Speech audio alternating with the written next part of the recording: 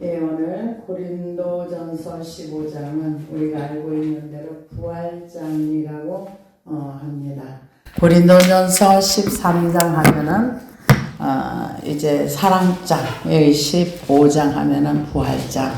예수 그리스도의 부활에 대한 내용을 이제 그 고린도 교회 성도들이 믿지 못하고 또한 이단들이 너무 많았고, 근데 지금 이때나 지금이나 이단들은 여전히 많은 것 같아요.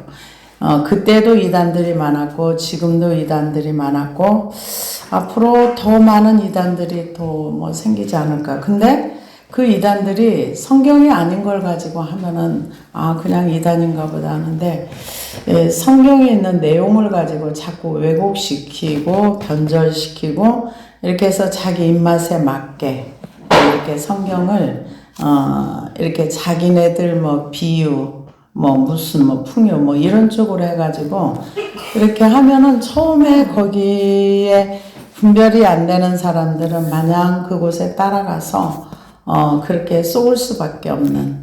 그런데 오늘 바울 선생님이 얘기했던 것처럼 나의 나된 것은 하나님의 은혜로다.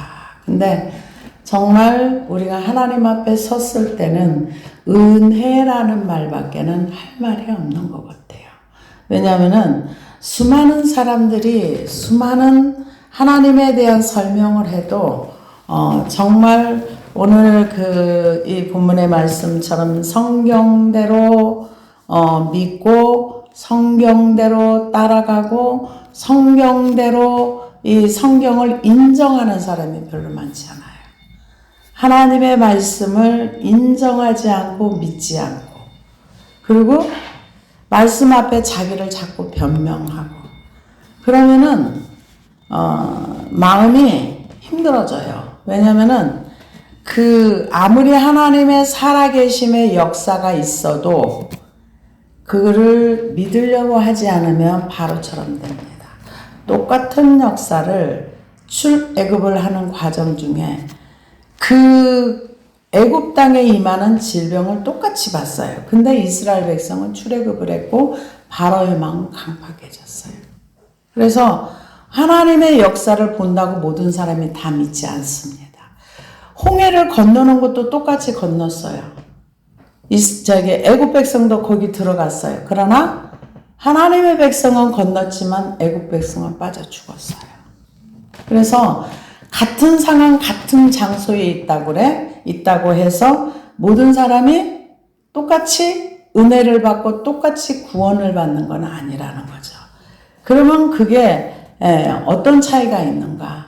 히브리서나 이런 성경에 보면은 너희 마음을 죄로 인하여 완고하게 하지 말라. 바로 왕이 마음이 완악하여졌더라. 완고해졌더라. 이게 받아들이고 싶지 않은 아주 다친 마음이라고 봐야 되겠죠. 그래서 이때 당시에도 많은 사람들이 이 부활에 대해서 믿지 못하는 그런 사람들이 있었던 거예요. 그래서 부활에 대한 얘기를 자세히 설명을 합니다. 그런데 인간의 이성과 논리를 가지고는 우리가 하나님의 말씀을 믿을 수가 없어요. 믿어지지 않습니다. 하나님의 역사를 봤다 그래서 믿는가? 아니에요. 그것도 아닙니다. 하나님의 역사를 봐서 믿을 것 같으면 바리새인들이 제일 많이 믿었어요. 왜냐하면 성경에 대해서 가장 잘 알았고, 그리고 또 구약의 역사를 정확하게 알았고, 그럼에도 불구하고 바리새인들은 안 믿었어요. 그래서 이때 당시에도 사람들이 하나님의 말씀을 믿지 않았습니다. 복음은 받아들였다고 했는데 부활은 합니다. 근데 복음을 받아들이면 부활까지 연결된 게 복음이에요. 그래서 형제들아, 내가 너희에게 전한 복음을 너희에게 알게 하노니 이는 너희가 받은 것이요 또 그 가운데 선 것이라. 너희가 만일 내가 전한 그 말을 굳게 지키고 헛되이 믿지 아니하였으면 그로 말미암아 구원을 받으리라. 내가 받은 것은 먼저 너희에게 전하였노니 이는 성경대로 그리스도께서 우리 죄를 위하여 죽으시고 장사 지낸 바 되셨다가 성경대로 사흘 만에 다시 살아나사. 그러니까 성경대로 이거는 구약의 말씀대로 그대로 되어졌다. 구약에서 하나님이 그 여인의 후손이 그 마귀의 사탄의 머리를 깨고 그리고 그 후손으로 말미암아 구원 얻을 것을 얘기한 그 성경대로 그대로 죽으시고 부활하시고. 그러니까 사탄은 부활이라는 것은 상상할 수 없는 사탄의 세계입니다. 부활이라는 것은 사탄의 세계에서는 그리고 우리 인간사의 세계에서도 이 사람이 죽었다가 다시 살아난다. 있을 수 없는 일이에요. 그런데 성경에서 나와 있던 그 과부의 아들 그 청년이라든가 나사로 이런 사람은 부활이라고 말하지 않아요. 왜? 다시 죽었거든요. 다시 죽은 건 부활이 아닙니다. 예수님은 이 땅에 오셔서 성경대로 그래서 바울 선생님 고린도전서 1장 17절에서 18절 쭉 보니까 그리스도께서 나를 보내심은 세례를 베풀게 하려 하심이 아니요 오직 복음을 전하게 하려 하심이로되 말의 지혜로 하지 아니하심은 그리스도의 십자가가 헛되지 않게 하려 함이라. 십자가의 도가 멸망하는 자들에게는 미련한 것이요 구원을 받는 우리에게는 하나님의 능력이라. 하나님이 지혜에 있어서는 이 세상이 자기 지혜로 하나님을 알지 못하므로 하나님께서 전도에 미련한 것으로 믿는 자를 구원하시기를 기뻐하셨도다. 너희는 하나님으로부터 나서 그리스도 예수 안에 있고 예수는 하나님으로부터 나와서 우리에게 지혜와 의로움과 거룩함과 구원함이 되셨으니. 그래서 이 예수님이 십자가에 죽으시고 그리고 이 죽으심을 또 부활하심을 전하는데 사람의 말로 안 된다는 거예요. 사람의 말로 안 된다는 거예요. 그래서 그 사람의 말로 하지 아니하고 사람의 말로 하지 않고 설득할 수 없다는 거예요. 설득이 안 되어진다는 거죠. 그래서 십자가의 도가 멸망하는 자들에게는 미련한 것이랍니다. 그러니까 전하는데 안 받아들이고 뭐 그런 게 어딨어 하면서 배척하면은 그 구원이 없다는 거죠. 그런데 하나님께서 하나님의 능력으로 복음을 전하는 것이 아니라 전도에 미련한 것. 사람들이 볼 때는 전도하는 게 엄청 미련해 보이는 거죠. 내가 전한다고 저 사람이 믿겠어? 이건 내 생각인 거죠. 내가 말한다고 저 사람이 복음을 받아들이겠어? 이 다 자기 생각인 거죠. 그래서 하나님께서 그 전도에 미련한 것을 가지고 하나님이 복음을 전하는 것을 기뻐하셨다.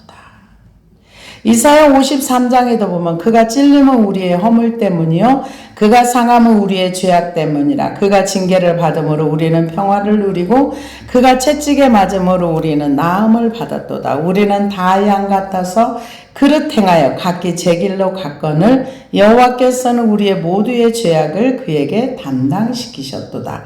그는 곤욕과 신문을 당하여 끌려갔으나 그 세대 중에 누가 생각하기를 그가 살아있는 자들의 땅에서 끊어짐은 마땅히 형벌받을 내 백성의 허물 때문이라 하였으리요. 여호와께서 그에게 상함을 받게 하시기를 위하사 질고를 당하게 하셨은즉 그의 영혼을 속건제물로 드리기에 이르면 그가 씨를 보게 되며 그의 날은 길 것이요 또 그의 손으로 여호와께서 기뻐하시는 뜻을 성취하리로다. 그가 자기 영혼의 수고한 것을 보고 만족하게 여길 것이라. 나의 의로운 종이 자기 지식으로 많은 사람을 의롭게 하며 또 그들의 죄악을 친히 담당하리로다. 이게 예수님의 십자가는 이미 이사야 53장에 예언된 말씀대로 하나님께서 아들 예수 그리스도를 보내서 이 죄악을 담당하는 걸 원하셨다는 거예요. 하나님이 원하셨고 아들이 그 원하심을 알고 거기에 순종을 해요. 그러고 나서 자기 영혼이 그 수고한 것을 보고 우리의 구원받음을 보고 흡족해 하신다. 만족하게 여기신다. 그래서 많은 사람들이 이사야 53장에 대해서 이렇게 얘기를 합니다. 유대인들이 왜 이런 그 고난의 종 메시아에 대해서 안 믿을까? 이렇게 얘기를 하면서 때로는 혹자는 어떤 얘기를 하느냐? 유대인들이 이거를 금서라 그래가지고 못 읽게 한다고 해서 그런 줄 알았어요. 그랬더니 그건 아니고요. 이사야 53장을 못 읽게 하고 금서고 그건 아니고 그거를 고난받은 메시아 예수 그리스도를 인정하는 것이 아니라 이스라엘 백성이 그렇게 고난을 받고 뭐 어쨌다 이렇게 해석을 하더라고요. 그래서 이 말씀을 가지고 선교사님들이 가셔서 이스라엘 그 사람들을 붙들고 이거를 읽어주면서 이게 바로 그리스도 메시아다 하면은 받아들이는 분도 있답니다. 근데 이스라엘 그 유대인들은 이게 이스라엘 족속이 당하는 고난이라고 생각을 한다. 그러면 전혀 다른 얘기가 되는 거죠. 근데 하나님께서는 메시아가 이 땅에 오셔서 고난을 받으시고 채찍에 맞음으로 우리가 나음을 입고 우리가 질병을 못 이겨요. 질병을 이길 수 없습니다. 왜? 죄의 결과물이 많거든요. 물론 하나님의 영광을 위한 것도 있지만은 질병을 이길 수 있는 사람은 없어요. 물론 육적인 질병도 있고 영적인 질병도 있는데 그래서 하나님께서 복음을 전할 때 이 전도에 미련한 것을 가지고 전했는데 그 전도라는 게 뭐냐? 죽으심과 부활이에요. 그래서 인간의 이성으로서는 이 성경을 믿을 수가 없습니다. 그래서 바울 선생님 내가 받은 것을 먼저 너희에게 전하였노니 이는 성경대로 그리스도께서 죽으시고 성경대로 여기 성경대로 두 번을 얘기를 했는데요. 성경대로라는 그 내용에 헬라어 단어로 하면 캐리그마라는 단어를 쓰는데요. 이 단어는 하나님께서 계시의 말씀, 예를 들어서 태초에 하나님이 천지를 창조하시니라. 이게 하나님 선포입니다. 세상에 그 의인은 없나니 하나도 없다. 모든 사람이 다 죄인이다. 하나님께서 이것을 이렇게 행하셨다. 이거는 캐리그마, 선포. 천지를 창조하셨다. 그냥 그대로 되어지는 것. 근데 캐리그마만 있는 것이 아니라 디다케라는 단어가 있습니다. 캐리그마는 계시의 단어라고 한다면은 디다케는 가르침이라고 봅니다. 그래서 많은 사람들이 하나님의 말씀을 자기 이성으로 이해가 되어지면 받아들이고 자기 이성으로 논리에 맞으면 그래 긍정을 하고 동의를 해주고 맞지 않으면 뭐 이건 아니야. 이건 아닌 거죠. 선포되는 말씀을 그대로 받아들일 게 있고 내가 또 동의할 거는 동의해야 되는 거. 그러니까 선포되는 말씀이 있고 가르치는 말씀이 있는 거예요. 근데 두 가지 다 있습니다. 성경에. 그래서 가르치는 말씀은 우리가 동의하면서 따라가면서 그게 나의 피가 되고 살이 되고 나의 지식이 되고 나의 삶이 됩니다. 근데 선포되는 말씀은 그대로 받아들여야 됩니다. 내 이웃을 내 몸같이 사랑하라. 그러면 해야 되는 것입니다. 하나님을 사랑하라. 사랑해야 되는 것입니다. 선택사항이 아닌 거예요. 그래서 요한복음에 보면은 누가 나를 따르는 자인가? 나의 계명을 지키는 자라야. 그가 내 안에 거하고 나도 그의 안에 거하고. 하나님의 말씀을 순종하는 사람. 근데 순종을 먼 나라 이웃 나라로 생각하는 거예요. 순종은 우리의 삶으로 살아가는 것입니다. 그래서 여기서 보면은 성경대로 사흘 만에 다시 살아나시고 성경대로 그리스도께서 우리 죄를 위하여 죽으시고 이 제가 이제 그 십자가에 죽으신 예수 그리스도 앞에 죄를 자백하고 긴 시간을 이렇게 와서 보니까 자유가 뭔지 정확하게 이해합니다. 묶임에서 풀어지는 거죠. 죄로부터 자유로운 거죠. 모든 나를 속박하던 것의 자유, 그 자유가 방종이 아닙니다. 질서 속에 하나님의 말씀을 따라가는, 말씀을 인정하면서 따라가는 거. 그래서 이 진리를 알지니 진리가 너희를 자유케 하리라. 아직도 내가 누군가를 난 미워하고 싶지 않은데 여전히 내 안에 미움이 있다면 아직은 자유하지 못한 겁니다. 난 교만하고 싶지 않은데 아직도 내가 늘 뭔가 못마땅함이 묵상이 되어진다면 아직 나는 자유하지 않은 겁니다. 하나님은 자유를 선포했지만 여전히 나는 거기에 종이 되어 있다고 보면 됩니다. 그래서 여기서 성경대로 죽으시고 죄를 위하여 죽으시고 장사 지낸 바 되었다가 성경대로 사흘 만에 다시 살아나사. 그러니까 모든 죄값을 다 지불했다는 거죠.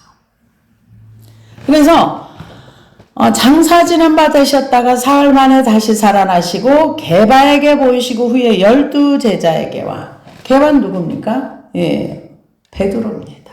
베드로에게 보이시고 후에 12제자에게와 그 후에 500여 형제에게 일시에 보이셨나니 이 예수님이 살아나셔서 예수님을 보여주셨을 때 아무도 안 믿었어요. 제자들도 안 믿었어요. 도마는 더욱더 안 믿었죠. 제자들이 예수님이 살아나셨다 얘기를 해도 도마가 뭐라 그래? 나는 손을 만져보고 옆구리를 내가 그 손에 넣어보기 전에는 나는 믿을 수가 없어. 왜? 우리의 이성으로는 받아들일 수 없는 거기 때문에. 그래서 여기에 보면 하나님께서 보이시고 인간의 이성과 논리로는 부활이 있을 수 없는 거야. 근데 봐! 나는 인류의 죄값을 다 지불하고 그리고 살아났어. 보이시고 살아있는 사람에게 보여주셨다는 거죠. 게바에게 보이시고 후에 12제자에게 보이시고 살아난 것도 성경대로 살아났다는 겁니다. 그래서 예수님을 같이 동행했던 엠마오로 가는 제자들도 예수님을 못 알아봤어요. 말을 해도 믿지 않았어요. 이게 우리 이성으로 우리가 가질 수 있는 이 복음이 아닙니다. 하나님의 은혜입니다. 그래서 그 후에 500의 형제에게 일시에 보이셨나니 보라는 거죠. 계속 보이는 걸 얘기해. 인간의 이성으로 우리가 생명을 얻는 게 아니야. 우리는 예수님을 믿으면 예수님처럼 다시 부활할 수 있어. 이거를 사람들에게 보여줬다는 거죠. 보여줬다는 거예요. 우리가 이 땅에서 육체가 죽는 거는 이 아담의 범죄로 인해서 죽는 거예요. 그러나 죽고 난 다음에 예수님을 믿는 사람은 예수님처럼 이렇게 육체를 가지고 부활할 수 있어. 이거를 사람들에게 계속 보여준 거예요. 부활의 생명을 가진 우리가 믿는 하나님이라는 거죠. 부활의 주님이라는 거죠. 그래서 500의 형제에게 일시에 보이셨는, 그 중에 지금까지는 대다수에 살아있고 어떤 사람은 잠들었으며, 잠들었다는 거는 여기서는 죽음을, 성경에서는 사람이 죽는 것을 죽었다 표현하지 않아요. 잠들었다. 나사로가 잠들었다 이렇게 얘기를 하잖아요. 그런데 잠들었다는 거는 나중에 깨어난다는 거죠. 그럼 우리는 만약에 부활한다면은 예수님의 몸처럼 부활이 되는 거죠. 그러면 안 믿는 사람들은 언제 부활하는가? 인류의 종말이 끝나고 나면 부활합니다. 언제? 천년왕국이 끝나고 나면 그때 모든 창세로부터 모든 살았다가 죽었던 사람들이 심판의 부활로 다 나오는 거예요. 심판의 부활로. 우리는 그러면 언제? 우리는 상급의 심판이 있습니다. 그들의 부활은, 믿지 않는 사람들의 부활은 수천 년이 지나도 그들의 일생 동안 살아왔던 삶의 행위에 대한 심판이 나중에 그 흰 보좌에 앉아서 주님이 심판하시는 거예요. 지옥과 심판은 죄의 형벌에 대한 심판이 있는 거죠. 그럼 지금은 그들은 어디 있는가? 많은 학자들의 말에 의하면 음부에 있을 것이다. 지금 재판받기 전에 구치소에 있는 것처럼 그럴 것이다. 이렇게 얘기하시는 분들이 있습니다. 그래서 여기에서 지금 부활을 얘기하면서 살아있는 사람들에게 예수님이 진짜로 살아났다는 거, 육체를 가지고 살아났다는 것을 보여주셨다. 근데 그 부활체는 어떤 부활체인가? 시공간을 초월할 수 있는 부활체, 음식을 먹을 수 있는 부활체. 이거를 예수님 몸으로 직접 보여주신 거죠. 그러면 우리도 그렇게 된다. 그냥 재밌을 것 같아요. 나중에 이 우주가 어마무시하게 일생을 우리가 우주 끝에서 이 끝까지 저 끝까지 못 간답니다. 몇억 광년이라서 우리가 태어나서부터 우주 끝까지 가도 일생이 다 마치지 못해서 끝난대요. 우주를 다 못 간답니다. 근데 그 부활체를 가지면 못 갈 데가 없지 않겠어요? 그러면 다 가볼 수 있겠죠. 그래서 그 후에 야고보에게도 보이셨으며 그 후에 모든 사도에게와 맨 나중에 만삭되지 못하여 난 자 같은 내게도 보이셨느니라. 그러니까 야고보에게도 보이셨고 또 500의 형제에게 일시에 보이셨다는 거. 그러니까 아마 부활하기 승천하시기 전에 사람들이 모여 있을 때 아니면 어느 장소에서 모였는지 모르지만 한 500의 형제에게 보였는데 그러면은 이 사람들이 다 부활의 증인이 된 거예요. 디아스포라 유대인들이 모였다가 그래서 복음은 어디서부터 시작이 됐는가? 유대인들로부터 시작이 돼서 지금 여기까지 왔습니다. 그래서 맨 나중에 만삭되지 못하여 난 자 같은 내게도 보이셨느니라. 사도행전 9장에 보면은 예수님이 부르시죠. 그러니까 하나님이 쓰시려고 생각했던 에레미야나 아니면 사도 바울 같은 경우는 직접 찾아오셔서 불러주셨죠. 근데 이사야도 그렇고 그렇게 하나님이 성경을 기록하게 할 선지자들은 직접 부르셨어요. 에스겔에게도 하나님이 직접 찾아오셔서 하늘의 그 천상의 세계를 보여주셨잖아요. 그래서 우리는 하나님이 알려주지 않으면 하늘의 세계를 알 수가 없어요. 깨달을 수도 없고 알 수도 없고 볼 수도 없고 들을 수도 없어요. 그래서 맨 나중에 자기에게도 바울 선생님에도 보이셨다는 거죠. 그러면서 나는 사도 중에 가장 작은 자라. 나는 하나님의 교회를 박해하였으므로 사도라 칭함받기를 감당하지 못할 자니라. 그러나 내가 나 된 것은 하나님의 은혜로 된 것이니 내게 주신 그의 은혜가 헛되지 아니하여 내가 모든 사도보다 더 많이 수고하였으나 내가 한 것이 아니요 오직 나와 함께 하신 하나님의 은혜로다. 맞습니다. 하나님의 세계는 은혜로 하는 것입니다. 나는 뭐 하는가? 나는 수고하는 거예요. 나는 뭐 하는가? 나는 그분의 말씀에 그냥 내 몸을 드리고 주님이 그러셨잖아요. 70의 형제를 보낼 때 내가 가고 싶은 곳에 너희를 보낸다. 주님이 가시고 싶은 곳에 우리가 주님 대신 가드리는 거고 주님이 만나서 하고 싶은 말을 우리의 입을 통해서 대신 전달해 드리는 거예요. 우리는 그의 지체가 되어서 예수님의 지체가 돼서 예수님이 원하시는 일을 해드리는 것이 우리가 해야 할 본분입니다. 그래서 은혜라는 거는 정말 말로 설명할 수가 없어요. 그분의 은혜가 아니면. 그래서 제가 요즘 많은 이런 저런 것을 보면서 들으면서 정말 내게는 하나님 어찌 이렇게 큰 은혜를 주셨을까? 어떻게 이렇게 하나님의 말씀이 믿어지고 회개 가운데 들어갈 수 있는 은혜를 주셨을까? 이게 정말 은혜다. 정말 이 말씀의 세계를 모르니까 산에 가서 긴 시간 뭘 기도를 합니까? 그렇다고 기도할 수 있는 게 굉장히 짧아요. 제가 그때 산에 가서 기도할 때도 보면은 하나님 뭐 건강하게 해주시고 나라와 민족과 기도해봤자 1시간이면 뒤집었어요. 가족을 위한 기도도 몇 분이면 끝나요. 그러면 그 많은 시간 뭘 기도를 해요? 그 하나님 말씀을 붙들고 기도해요. 하나님, 성경은 이렇게 말씀하고 있지만 나는 이 말씀을 행할 수도 없고 순종할 수도 있고 아무것도 할 수 없어요. 이게 말씀을 붙들고 긴 시간 이렇게 기도를 했던, 그래서 하나님께서 이 말씀을 이렇게 회개할 수 있게 해주시지 않았을까, 이런 생각을 하면서 정말 바울의 고백이 저절로 나오는 것 같습니다. 나의 나 된 것은 하나님의 은혜로다.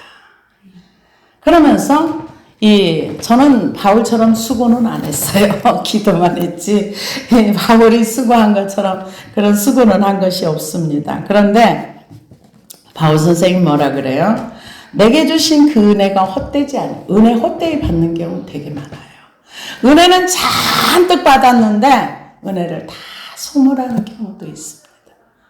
그래서 받은 만큼, 하나님께서 내게 주신 은혜만큼 우리는 그분께 보답해드리는 그런 삶을 살아야 될 줄로 믿습니다.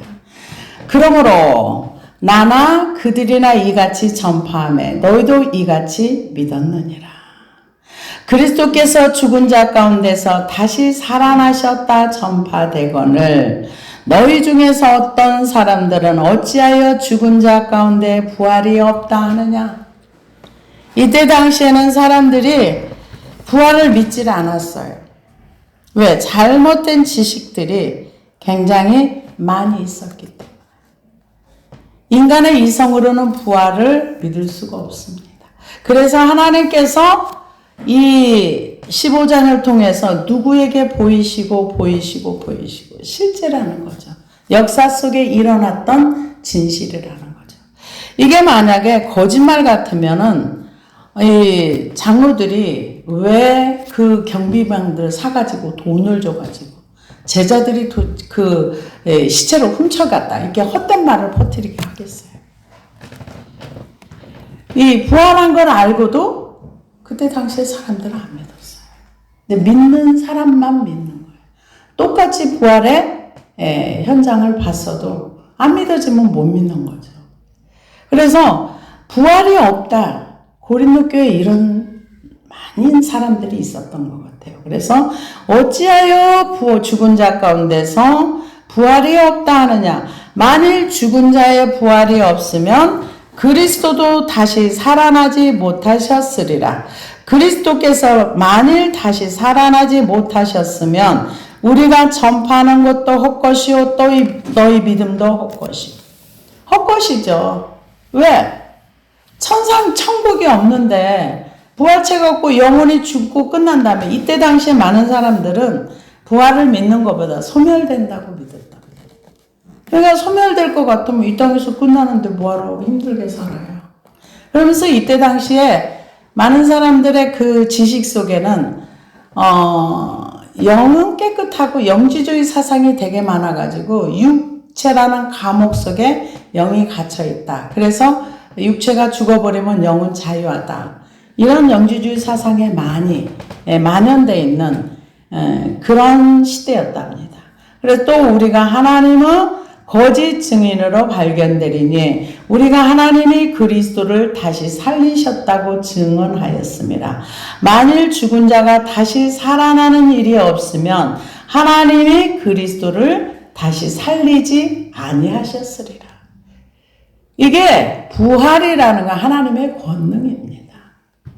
인간의 이성과 논리로는 부활이 있을 수가 없는 거죠. 있을 수가 없는 거죠.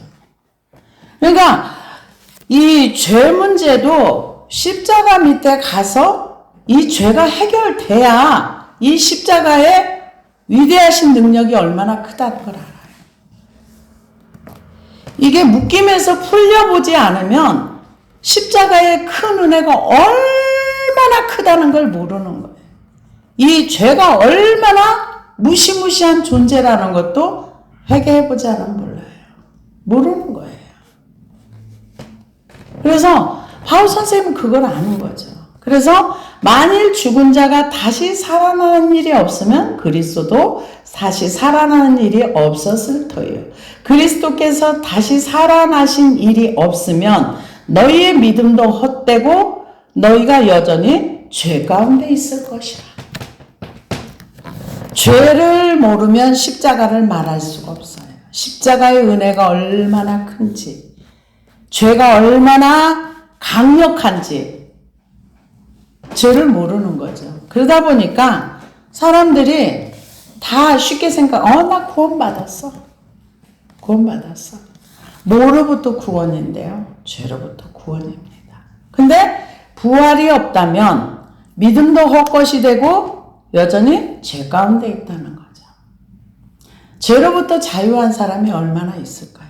주님은 우리를 죄로부터 자유케 하기 위해서 이 땅에 오셔서 그 십자가의 죽으심은 죄 문제를 해결하기 위해서 죽으시고 인류의 죄값을 다 지불하셨기 때문에 부활하셨습니다. 그런데 실제로 예수님을 믿는다고 하는 사람들이 십자가의 은혜 속에 못 들어가는 거예요. 죄가 해결이 안 되는 거예요. 여전히 죄 가운데 있는 거예요. 전에도 한번 제가 말씀을 드렸는데 염려는요, 그 창세기에 보면은 사람이 범죄함으로 인해서 땅이 저주를 받아서 가시와 엉겅퀴를 낸다 그랬어요. 근데 마태복음 13장에 가면은 가시와 엉겅퀴는 무엇인가? 주님이 직접 해석을 해주세요. 그거는 이생의 염려와 이런 그 염려로 인해 가지고 그 말씀이 결실을 맺을 수가 없다. 그 얘기는 뭘 얘기입니까? 하나님을 믿지 않는 불신의 저주 가운데 들어있다는 거예요. 그런데 끊임없이 사람들은 염려해요. 그러면은 어떤 분이 이런 얘기를 하더라고요. 염려는 어떻게 해결할 수 있는가? 결단하면 된답니다. 염려 안 하기로 나는 결단한다. 죄를 결단해가지고 안 된다면, 안 할 수 있다면 다 결단하지요. 다 결단하고 끝내지요. 이거는 주님의 십자가 밑에 가지고 가기 전에는 우리의 저주가 해결되지 않아요. 그는 우리 주님께서 우리를 위하여 이미 다 대가를 지불하셨어요. 그래서 우리는 그 밑에 가서 말씀대로 하면 됩니다.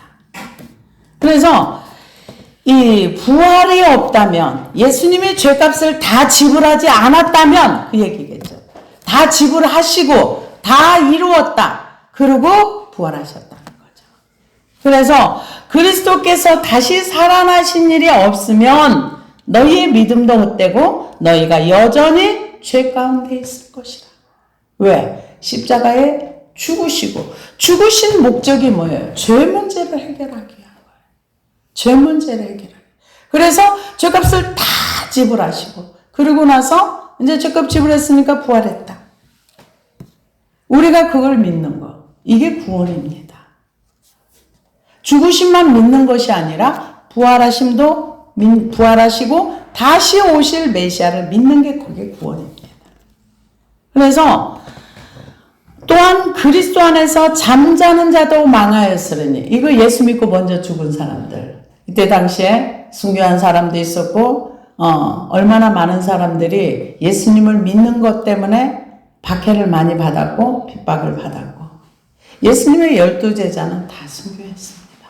거꾸로 죽으신 분도 있고. 그래서 그 요한계시록에 보면은 12진주문 이렇게 나오면서 거기에 이제 제자들이 이제 나오고, 이걸 보면서 그래, 이분들은 진짜 예수님과 함께 했고 예수님과 동고동락했고 복음을 전하다 마지막 자기의 생명까지 다 주를 위해서 드렸기 때문에 그럴 수 있지.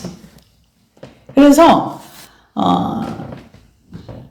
잠자는 자들도 망하였으니 만일 그리스도 안에서 우리가 바라는 것이 다만 이 세상의 삶뿐이면 모든 사람 가운데 우리가 더욱 불쌍한 자이리라. 만약에 내세가 없고 천국이 없고 부활이 없다면 예수 믿는 건 정말 손해보는 거예요. 왜? 다른 사람은 다 노는데 우리는 주일날 예배 드려야 돼요. 다른 사람은 다 돈도 자기를 위해 쓰는데 우리는 주를 위해서 돈도 써야 돼요. 시간도 써야 돼요. 뭐도 해야 돼요. 봉사도 해야 돼요. 섬김도 해야 돼요. 그래서 지금 그 얘기를 하는 거예요. 만약에 부활이 없다면 먼저 죽은 그 사람들은 다 망했다는 거죠. 망했을 것이다. 만일 그리스도 안에서 우리가 바라는 것이 다만 이 세상의 삶뿐이면 모든 사람 가운데 우리가 더욱 불쌍한 자이리라. 예수 믿고 복 받아가지고 예수 믿으려고 하는 사람 되게 많습니다. 이 땅의 문제를 해결하기 위해서 예수 믿는 경우 되게 많아요.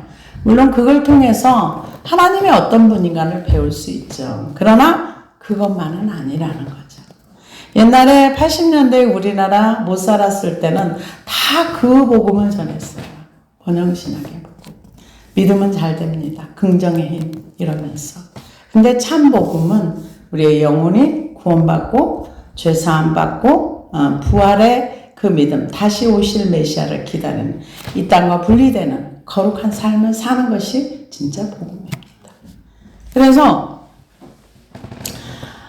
그러나 이제 그리스도께서 잠자는 자들 가운데서 다시 살아나사 잠자는 자들의 첫 열매가 되셨도다. 사망이 한 사람으로 말미암으니 죽은 자의 부활도 한 사람으로 말미암는도다. 아담 안에서 모든 사람이 죽은 것 같이 그리스도 안에서 모든 사람이 삶을 얻으리라. 이건 로마서 5장에 있는 말씀입니다. 한 사람을 통해서 죄가 들어오고 또 다음 둘째 아담 예수 그리스도를 통해서 부활의 생명이 들어오고 이렇게 축약해서 한 말씀이라고 볼 수 있습니다. 그래서 아담 안에서 모든 사람이 죽은 것 같이 그리스도 안에서 모든 사람이 삶을 얻으리라. 부활이 무엇인가를 지금 바울 선생님이 설명을 해주고 있습니다. 이게